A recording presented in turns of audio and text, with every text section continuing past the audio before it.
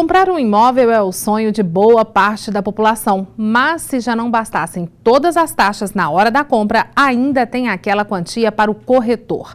Até nisso, é preciso prestar atenção. Tem consumidor sendo passado para trás sem perceber. Esse é o assunto de hoje do quadro Seus Direitos. Assim como todo brasileiro, o Paulo sempre sonhou com a casa própria.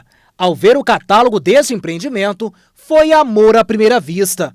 Mas um ano depois de ter fechado o negócio, ele percebeu que a taxa de compra repassada aos corretores era indevida. Nada mais justo do que a justiça prevalecer em defesa do consumidor, uma vez que a empresa ela agiu de má fé, fazendo essa cobrança de taxa de corretagem de forma ilegal da minha pessoa, e não só de mim, como de várias outras pessoas que estão entrando, do mesmo empreendimento que o meu, que eu comprei. Tem várias pessoas entrando até com ação coletiva. A taxa da corretagem chegou a 5% do valor do imóvel. Para reaver o que foi pago indevidamente, o Paulo processou a construtora e a incorporadora. Ele já ganhou a ação em primeira instância. E enquanto não sai o resultado final, fica só a lição. Antes de concretizar um negócio, você sempre buscar saber a veracidade das cláusulas que você está assinando. Mas se o valor da corretagem foi colocado de forma clara para o comprador, será que dá para recorrer judicialmente? Para responder essa pergunta, eu converso agora com o presidente do Instituto Brasileiro de Defesa do Consumidor, Wilson Rascovich. Oi, Wilson, tudo bom? Boa tarde. Boa tarde. E aí, o que acontece?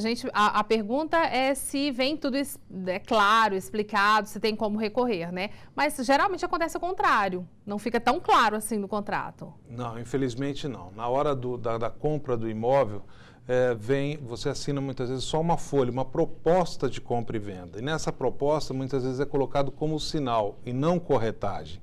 Né? E é onde, então, aquele consumidor, na hora de chegar ao contrato, que ele vai verificar que aquele valor de entradas não era sinal, e sim corretagem.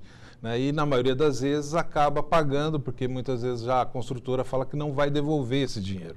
Né? E é importante colocar que o Código Civil ele coloca que a corretagem pode ser paga entre tanto o comprador como o vendedor, desde que fique claro que está sendo cobrado aquela comissão. Então, se aquele consumidor está sabendo que está pagando a corretagem, aí fica difícil ele conseguir alguma coisa no judiciário. Lembrando que ele tem que sempre verificar se foi claro a proposta. Se não foi, aí é onde então ele pode pedir a devolução.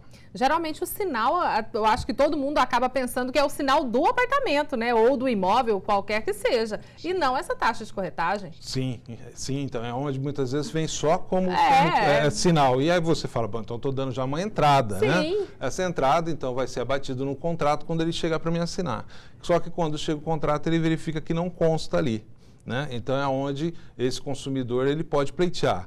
Há também o sentido do que também. Nós entendemos que a corretagem também não é devida quando você vai no estande de venda da construtora. Ora, se você foi no estande de venda e muitas vezes até quem te vendeu não é nem corretor.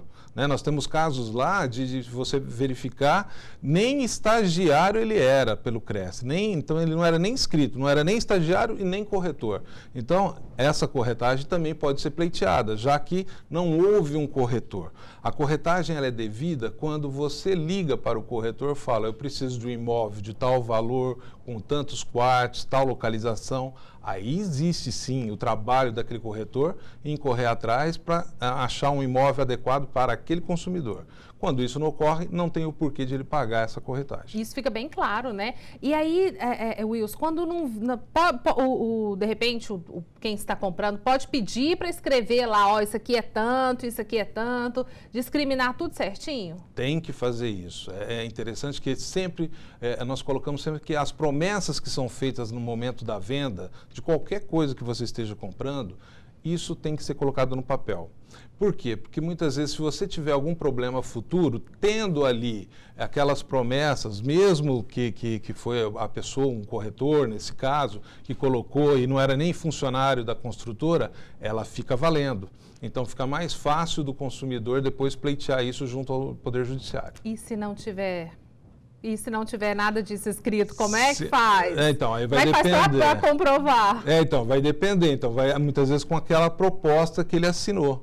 Se ali está constando o sinal, então Ele comprou pensando que iria dar sinal e não corretagem. É onde ele consegue receber esses valores junto à construtora. Já é pelo menos uma garantia aí. Presidente, muito obrigada por vir falar conosco mais uma vez. Eu que agradeço. Muito obrigada. Eu conversei agora com o Wilson Rascovitch, ele que é presidente do IBDEC.